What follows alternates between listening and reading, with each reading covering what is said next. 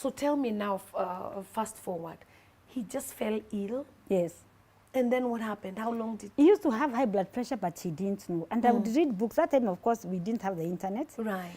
I've always been a health enthusiast, and I would buy many books on health. And I would see that it's like he always used to have a headache. There are times, because he used to work so hard, he would come home a bit late, like say 9:30, 10. Right. Maybe he's coming from one side, you'd have like 5 sites at the same season. Maybe he goes from Lavington, he would go to site, another site, and another site. And then you can imagine, of course, construction is such a headache. Yeah. There's a lot of stress in construction. And that is what I think really worked on his health. And as you know, mostly men don't quickly go to hospital. When you are sick, you tell you, can you go to hospital or can you take those children to hospital? But for him, he feels it's the ego that kicks in. I'm okay.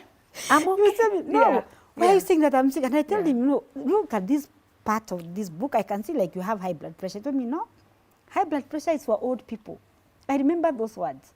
And I told him, no, sweetie, please just go to hospital and get checked. Yeah. And I think it continued eating into him. So by the time now he got to hospital, the doctor told him that his blood pressure was too high, so he was to be hospitalized. He didn't want to be hospitalized, but then after a few months, he was told, of course, his kidneys had failed. Whoa. And the reason why they say that they had failed is because the pressure was too high, but he was not aware. You see, he used to get tired. He tried to climb a staircase.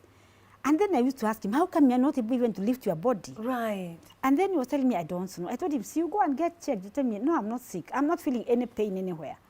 But then, unfortunately, then he went, and then when he was told that he had high blood pressure, then he has this kidney failure. Of course, it affected him so badly because he knew, of course, and it was chronic kidney failure. Oh. So it hit us so badly. Right. And so he suffered for a whole 3 years.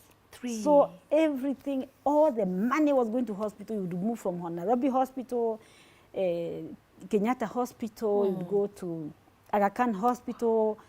I think almost all the hospitals he visited. Wow. Yeah, Equator, then Mpisha. Yeah. And it drained our resources, let me tell you. And it also affected our children because it got them, like my son could not understand why I could not buy him snacks. And then children would also laugh at him. We didn't understand what had just suddenly changed. Right. Then that time, my daughter also had started going to, just joined campus, so he could not afford to pay for her fees. My son also, he could not afford to pay the fees.